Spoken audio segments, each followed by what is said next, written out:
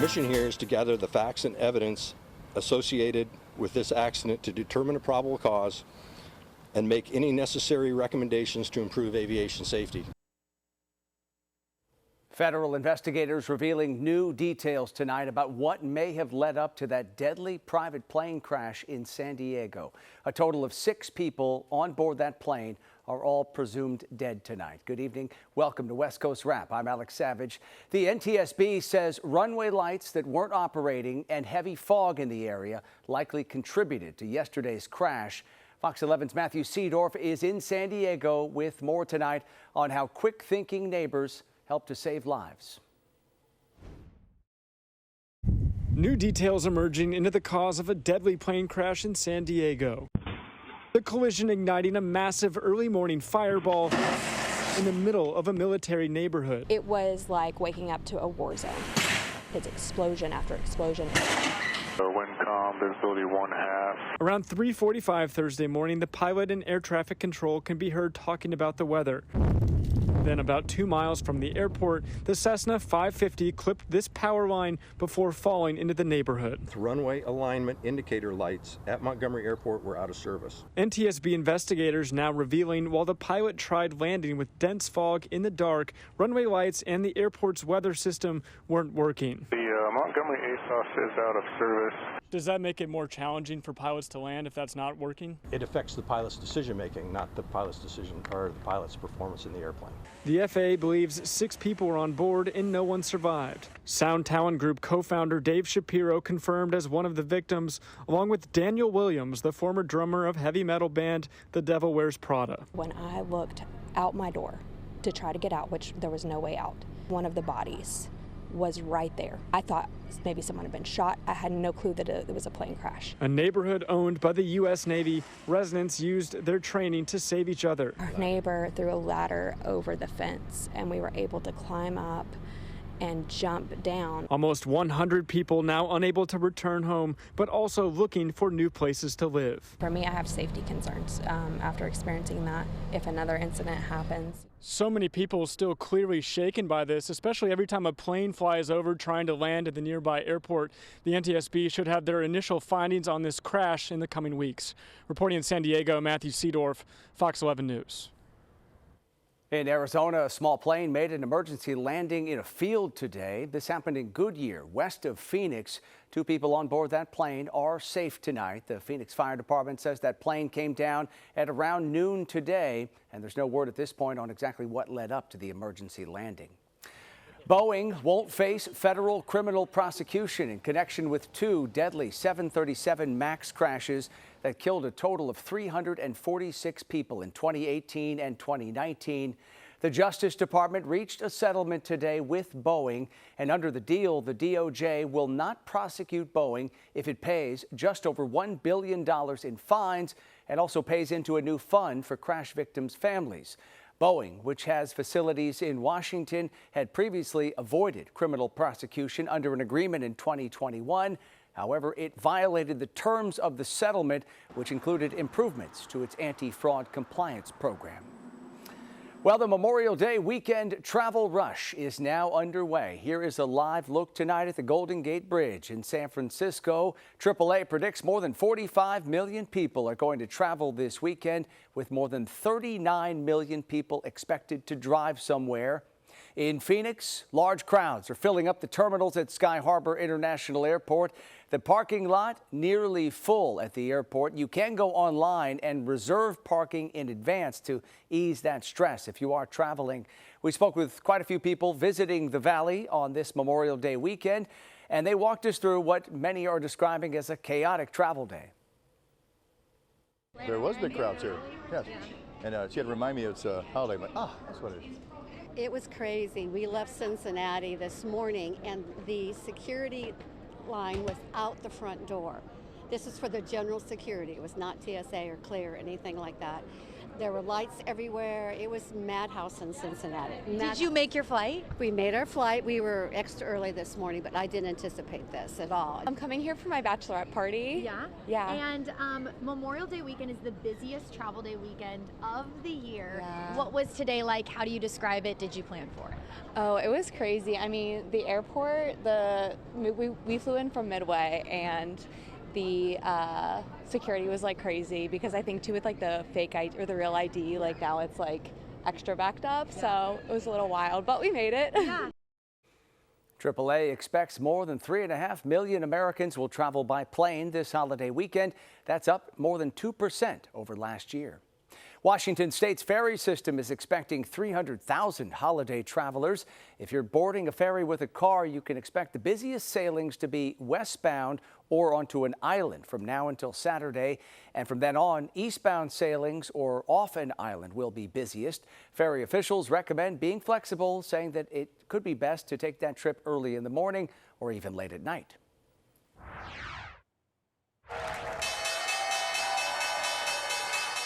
On Wall Street today, stocks tumbled following President Trump's latest statement on tariffs. The major indexes finished lower for the week on renewed volatility.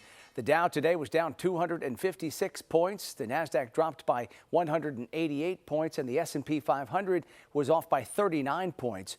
Cupertino-based Apple fell 3% during the session, and shares of the Bay Area-based retailer Ross were down nearly 10% today after it pulled its forecast for the year, citing tariff uncertainty. Over half of the goods it sells come in from China. California business leaders met with Attorney General Rob Bonta in San Francisco today to discuss what they are facing on the front lines of the tariff and trade war. KTVU's Tom Vakar has more tonight on how the Attorney General is planning to address their concerns. As business folks spoke, you could just see the wheels turning in the Attorney General's mind. What other legal counterpunches to tariffs can he bring in court? And we're not going to stand by while the president unlawfully seeks to impose tariffs that hurt our economy. A San Diego housing developer says he's already canceling projects due to investor fears of the tariffs. That, in turn, puts fear in me. I'm less likely to move that early part of the project forward if I don't think the rest of the money's going to follow me. Global SF tries to bring new businesses into the U.S. They are worried whether they're going to stay, whether they're going to be able to succeed, and whether they should just move on and leave the country for that matter. Bonta appreciated just how tariffs can tie up everything. And so I think the fact that the state is really looking at how the tariffs are going to roll out and not just impact manufacturers directly, but all the ancillary effects that they'll have on businesses and consumers really speaks to the severity and importance of this issue right now. We're raising prices in all sorts of different ways on the cost of doing business, the cost of manufacturing, the cost of producing, and we're also limiting our workforce.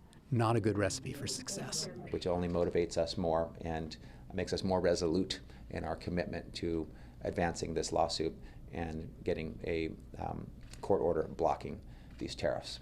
Businesses say they live or die on clarity of government policies. I do hope that we gain some more clarity for our businesses here on the ground, which will allow them to plan long-term and stay open. Tariffs are placed on goods, not services. So what about lawsuits on behalf of service industries such as shipping, construction, healthcare, home sales, trucking, teaching, even warehouse to well drilling for illegal taxation or a tax on services? But absolutely. People who provide services rely on goods, on products to deliver their services, and those are impacted by the tariffs. Make no mistake, the tariff and trade war is now a fully engaged legal war, with California the first, but certainly not the only state becoming involved. Tom Vakar, KTVU, Fox 2 News. City leaders in Los Angeles approved a nearly $14 billion budget, saving 1,000 jobs in the process. The LA City Council voted 12-3 to pass that revised budget for this year into next year. It slows police hiring, limits new spending, and avoids over 1,600 layoffs that had been proposed by Mayor Karen Bass. These changes address a $1 billion deficit caused by overspending, lower tax revenue, and other costs. California leaders say they're giving counties more money to help young adults formerly in foster care avoid homelessness. $33 million will go to help agencies identify and help with housing and services. Another $14 million goes to training welfare workers and probation officers on using those housing resources. And finally, $9 million will go directly to those who are aging out of foster care to help pay for their housing costs. Counties must apply for that funding. President Trump is now formally launching his plan to rebuild and reopen Alcatraz as a maximum security prison. Several top leaders of the Federal Bureau of Prisons visited the island in San Francisco Bay last week. The director of the agency tells Fox News he is confident the Rock can reopen as a prison. We absolutely think we can get it done. We've got engineering teams out there now that are doing some assessments. And so I'm just really excited about the opportunity and possibilities. Alcatraz closed more than 60 years ago. Estimates to make the necessary repairs to reopen it as a prison are close to $1 billion. Running the prison would cost another $40 to $100 million a year just in maintenance alone. We go now to Phoenix, where a judge has denied Lorie Valow Daybell's request for a new trial. The so-called doomsday mom was found guilty last month of conspiring to kill her husband, Charles Valow, in 2019. Daybell argued a juror knew about her prior convictions in Idaho for killing her two youngest children and the first wife of her current husband. The judge says the juror only learned of her past after the trial ended. Daybell will face sentencing after her next trial for allegedly conspiring in the attempted murder of her former nephew-in-law. A Paris court has found 8 people guilty in the 2016 armed robbery of Southern California native Kim Kardashian. The judge sentenced them to 8 years in prison, but with time already served in pretrial detention, all of them were released from custody. 2 people were acquitted. Kardashian released a statement today saying the crime was the most terrifying experience of her life and also saying that she appreciates the court's decision. Coming up tonight here on West Coast Wrap, hundreds of firefighters working to control a wildfire burning in southern Arizona. We'll have the latest on evacuation orders and the closure of a nearby state park. Plus, traffic is flowing once again along the Pacific Coast Highway in Southern California following a lengthy closure because of the devastating wildfire nearby. The warning from the California Highway Patrol tonight for drivers planning to use this highway. And let's head on outside on this kickstart weekend to the unofficial arrival of summer. That's the Bay Area, and we have your West Coast Wrap forecast. It's all coming up after this brief timeout. In Southern California, the Pacific Coast Highway reopened today to all cars for the first time since those devastating wildfires back in January. This morning, Caltrans lifted the barriers restricting who can enter this area. The road had only been open to first responders, construction crews, and people who live nearby. Caltrans says drivers coming from other parts of the state should still avoid the previously closed stretch of highway because there is still more work left to do to finish up repairs. Drivers should expect major delays on PCH. Please allow extra time for travel. Use alternate routes to your destination if required. Caltrans also reminds drivers that fines can be doubled in an active work zone, which this is. And the California Highway Patrol says people who only want to drive through this area to see the burn damage from that wildfire should stay away. In Arizona, crews tonight are continuing to fight a wildfire that's burning in the southern part of the state. Evacuation orders remain in place near the community of Oracle because of the Cody fire. It's burned more than 1,200 acres so far, and it's just 5% contained. Hundreds of firefighters remain on the front lines here, and we know that some structures have been lost. Catalina State Park is currently closed to support those firefighting efforts. Meantime, more fire restrictions going into effect across central and western Arizona today. The Department of Forestry and Fire Management is implementing Stage 2 restrictions. That means starting a fire, smoking, using fireworks, and most activities involving open flames are not allowed on public lands. Restrictions are already in effect in the northeastern and southern parts of Arizona, along with tribal lands. New details are coming in tonight on the numerous lawsuits being filed against Southern California Edison over allegations of faulty equipment sparking a wildfire. The utility has agreed to pay over $82 million to settle claims from the 2020 Bobcat fire. That fire burned more than 114,000 acres in the San Gabriel Mountains after a tree hit a SoCal Edison power line. This record wildfire settlement will help to restore damaged lands and wildlife. SoCal Edison is also facing lawsuits over January's devastating Eaton fire in the Altadena area. Also in Southern California, the man accused of intentionally setting the massive line fire in San Bernardino County has been found guilty. Justin Halstenberg is now facing up to life in prison. The line fire burned more than 43,000 acres when it erupted last September. It destroyed at least one home, damaged 4 others, and injured 6 firefighters. CAL FIRE estimates the cost of the fire at about $14 million.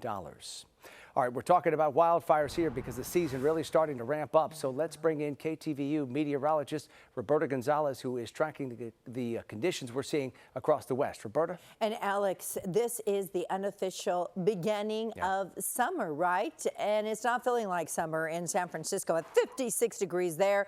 Summery definitely in the Las Vegas area. Yesterday they had 100 degrees. That was the first time they hit triple digits this year. Today a little bit of a tumble, but currently 93. 71 degrees in Boise. That feels a little summery.